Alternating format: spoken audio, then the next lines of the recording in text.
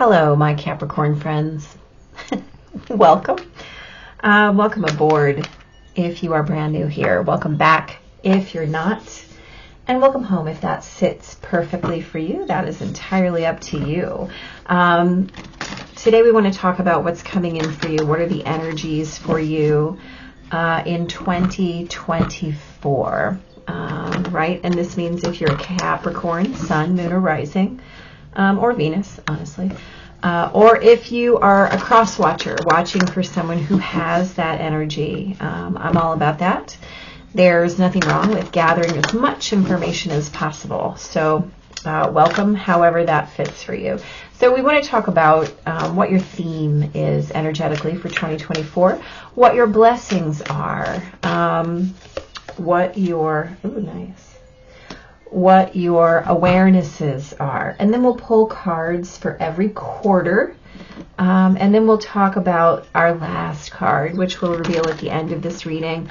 I'm asking for clarification on something that is unknown, right? Whether that's an insight, whether it's a challenge, whether it's a gift, whatever that's going to be for you in 2024.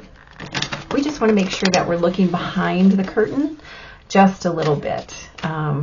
You know, forewarned is forearmed, right? So let's talk about your energy this year. So you start us off, right? Of course, at the beginning of the year, as always. Yep, I like that. So you start us off through the 20th of January. The energies are in your sign.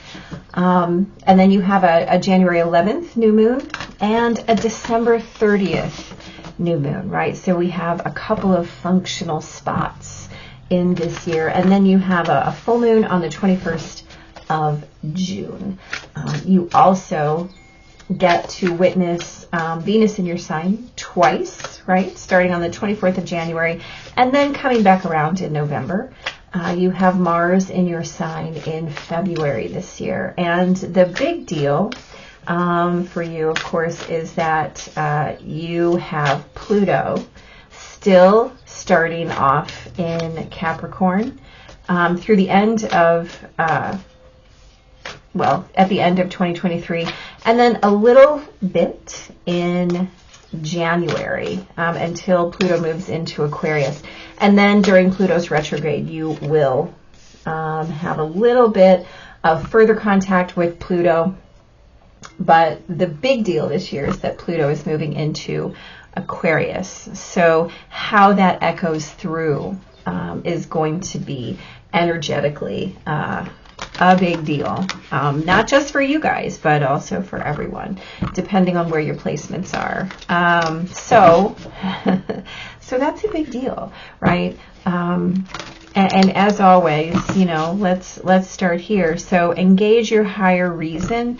So if that's the theme for the year, right? I know that you Capricornians are all about the function, right? You're all about the doing, the getting things done, the achievement. And guess what? That's a beautiful thing. There's nothing wrong with that. The world needs more Capricorn energy. Fair, absolutely true statement. You guys are visionary, you know, you're architects. You have that innate understanding of how to put things together, of how to manage all the moving parts. And from what I know, there are many of my Capricorns, whether they're clients or friends or family members, who sometimes get lost in the purpose behind, right, that higher reason. So it seems like, my Capricorn friends, that what's happening is that you are being asked to really engage with your highest and best this year. And guess what? That's a beautiful thing, especially for you guys, mostly because because you're always in creation, right? Capricorn energy always seeks to create something more, better, higher. You know, it's about utility. How can I put this into action in the best way, in the brightest way, in the way of service? And so to engage that with the purpose of it being on that highest and best level is absolutely beautiful. Now, you also have a blessing of simplifying your life. I cherish the simple pleasures of life. And the way that that speaks to me on your behalf is, you know, sometimes Capricorn energy can get caught up in the reward system. Because you guys are such high achievers, and you're also the third incarnation of the earth energy, right? So there is that tendency to look for, the word that wants to come out is status, right? Things of status. In order to make sure that you're recognizing your accomplishments in that tangible 3D way. Now, I'm going to say this message for you is mostly about, I don't want to say downsizing, but downscaling your value assignment, the assignment of value to be at the essential level, not about what is conveyed through the having or owning or manifesting a thing, but to really figure out why it's important, why does it matter. So if we come down here to your awareness, right, you have the Libra card this year, which is about balance. And so if you guys are looking to create a balance in your highest and best and the way that you create and structure your life, the key here is to find the balance, right? It's one thing to have a lovely home. It's another thing to have a house filled with stuff. Does that make sense? It's one thing to have a life full of valuable things. It's another thing entirely to have a life of value, right? And to witness yourself and the things around you as valuable. So it's not so much in the tangible sense of value, but that intangible sense of the worth of a thing, the value of a thing, right? What its innate worth is, as opposed to what I could trade it for on the open market, right? So if we're engaging our higher reason, we're putting those ideas, those concepts into action. We're really creating them as functional and usable, right? Applicable, because let's face it, what is Capricorn energy if not that way that we're going to put something into action or allow it to be an active thing. And then I also want to say, in terms of Libra being here, where your awarenesses are, this is also about connection, right? And connection as value, connection as worth, because let's face it, if you end up, at the end of a day or a week or a month or a year or a lifetime with a big storehouse full of stuff and you're sitting there by yourself, what have you really done? What have you accomplished? You might have the most stuff, but if you're not satisfied or content in your soul, have you really cherished the simple pleasures of your life? The answer is no. So we're going to engage the highest reason this year, right? Is this in my highest and best? Is this aligned with the place that I'm in connection, in deepest connection, not just with yourself, but with anyone? And so really making sure that you're widening your definitions of what it means to engage your highest reason, right? To simplify your life, to create those meaningful connections, to really witness other as just valuable in and of themselves, not for what they can do for you or the way that they can add utility to your experience, but the way that they can in fact add value to your life. And that's a big difference, right? Not to say that Capricorn is all about using people, right? I'm not looking at that malicious connotation of the word use, but literally the utilitarian. Like, does this person have value in my experience? Some people do not. right? And some people simply are there for a lesson. And you have to be able to know the difference. And the way that we do that is to utilize our discernment in our higher reasoning and simplify, right? Understand what your value system is. If your values are learning and growth and a happy home and peace in your heart, anyone who's increasing that metric is going to be of value, and anyone who's not is not going to be of value. So it's a much simpler cost-benefit analysis than, can I, is this person of use in my experience? Well, I mean, there's a lot of ways to create that context and create that story. So just make sure that you're minding all of those definitions and really aligning with the highest level definition that creates a different dimension of awareness for you, not just, this person is funny, so I'm going to hang out with them. Right. That's not simplifying your life. That's not putting your highest reason into action.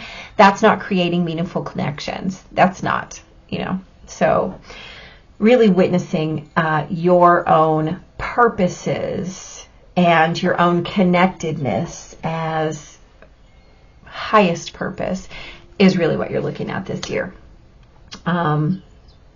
Especially with 2 new moons, you get another chance, right? So your intentions will matter. Your pulling things into consciousness will absolutely matter this year.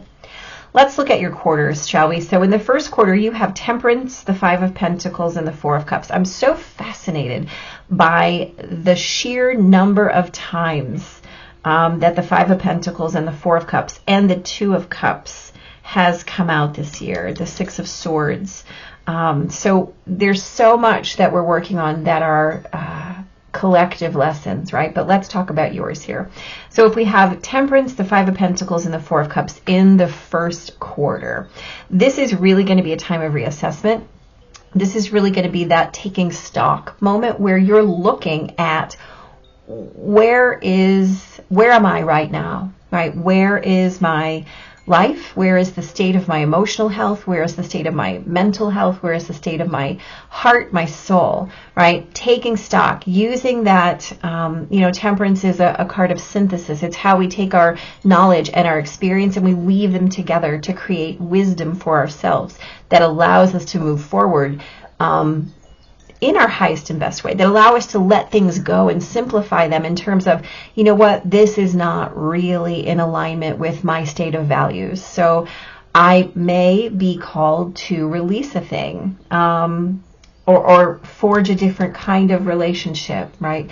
Those are important. And so that 4 of Cups says what's not really turning you on, what's not bringing you joy. 5 of Pentacles, what's making you feel left out, right? Where do you not feel like you're in sync with the people or situations or circumstances in your life? And calling attention to those, really diving in, even if it's uncomfortable, even if it's a little triggering, doing a little house cleaning, figuratively speaking, and always coming back to that benchmark of, is this in alignment with my value system, with what I want to create around my life? Does this feel good to me? Is it bringing me satisfaction and contentment and joy? What do I mean by those words, right? How do I want my relationships to feel? And the thing is, anybody who feels like they're leaving you behind, that's telling you something. That's telling you this might not be an aligned connection. And that's okay. How can I release this as easily as possible? How can I allow myself to create space for something new? Anything that brings me to disquiet, anything that brings me to the state of, wow, this doesn't feel great to me, right? You get to make those calls. You get to say, wow, this is amazing. I want more of this in my life. Or, look, I have learned a lesson and that's not what I'm looking for. This is not what I'm looking for. So how can I bless this and release it? How can I do the housekeeping work to exit this, whatever it is, from my life and move into something new? And sometimes we can't just do that like flipping a switch. Sometimes that's a process. So this is about process ready, right? That first quarter. And, like I said, most of January is spent in your season, and you've got that beautiful new moon in January, in the middle of January. So really pay attention. And as Mars comes in the middle of February, or in the beginning of February, you have the possibility to start those motions, to start those, that shuffling, right, of what you want. Pulling those things closer together that you want to amplify, and releasing those things that you're ready to allow to move on. So just allow your wisdom process to run your show for the first quarter. And then in the second quarter, you have the Two of Cups, the Page of Wands, and the Fool. So here's the deal. The space that you create in the first quarter is absolutely going to be filled. And it's going to be filled in a way you don't even expect, first of all, in a way that you're going to have to do this work on faith, and then something is going to show up, right? And it's going to be amazing. It's going to light a fire within you, right? Wands are that juice energy, right? This is the reason you get up in the morning, what sets you on fire, something that lights the torch for you, and you want to run behind it. And guess what? You've got the Fool who says, yep, we're going to do that. And the Two of Cups that says this thing is absolutely going to be a divine blessing for you. This is a beautiful state of union. And because you have the Libra card as your awareness, if this is about calling in a love for you, a new relationship, pay attention in that second quarter, because if you do this work in the first quarter, it looks like opening that door is going to allow that energy or that person or whatever it is that you are really conjuring and looking to manifest, it's going to allow that to walk right in, my Capricorn friends. So due diligence, right? First quarter, due diligence, create the space, prepare the surface, as my mother always said, so that in this second quarter, this reward, this gift, this thing that's going to bring you joy and happiness, as long as you've done the work, right, is going to step right through the doorway, and it's going to blow your mind. It's going to blow your socks off. And have the wherewithal to follow it, right, when it comes in, whatever that is. You're going to know it by how it feels, right? It's going to trip every yes button you have. You know, it's going to be emotionally fulfilling. It's going to be passionate. It's going to be engaged. It's going to be inspirational. You're going to know right down to all of the atoms in your body, this is a yes. And then what you're going to be required to do in that second quarter is have the courage to step into that invitation, right? In your third quarter, you have, again, two big majors. You got a lot of majors. This is a big year for you, Capricorn friends. So you have Justice, the Star, and the Six of Swords. This is about transitioning. And again, whatever journey you begin here, you're going to keep right on moving through that third quarter. Yeah. So you have Venus coming into your sign. Nope, that's not till the last quarter. Never mind. I'm so sorry. In that third quarter, well, just keep your eyes out, because you're going to have to really find your balance, even though the universe is going to keep lighting the way, right? If you have this courage to step off, this is about how your wings will appear on the way down and allow you to be facilitated in terms of where you're going to end up, right? And as long as you're trusting the process, all of these resources will continue to fall into place for you. It will feel super balanced. It will feel super harmonized. You will feel yourself walking, and every footstep is going to feel like this is the right path. Yes, this is the right path. Yes, I recognize this. Yes, I'm going the right way. Yes, this is bringing me more ease. Yes, this is bringing me more joy. Yes, this is bringing me to that place of emotional stability, of comfort, of peace, of happiness, right? Where I feel recognized and seen, and all of the ideas that I had to leave behind about what I was lacking or what was not present for me, all of those spaces where I emptied have been taken up with this state of just cosmic abundance, right? There's nothing I can think of that I even could possibly require that is not delivered to me, right? It's like the universe is just standing there waiting to funnel things at me, which of course the universe always is, by the way. But you're really going to experience it very strongly in this third quarter. In the fourth quarter, you have 3 majors. So again, we're talking about major lessons, right? And that tension is just going to build throughout the year for you. So you have the Hanged Man, the World, and the Devil. Now, so this is really about recognizing timing and cycles, right? So with the Devil's presence here, you're being really asked to witness so strongly this process that has happened for you as you created the space and allowed things to move. You're going to have to step your game up in the fourth quarter. You're going to really have to look at all of those places that you were in attachment, or places that you had an expectation or an anticipation that got surpassed, right? The Hanged Man, right? And the Fool in 1 year. This is about how you trust the process as the process, right? To let it be the process, to let it create as itself. You know, the journey is the journey is the journey. And there's nothing that you would want it to be any differently, right? So the way that you're being, let's call it, invited to hold space in the current.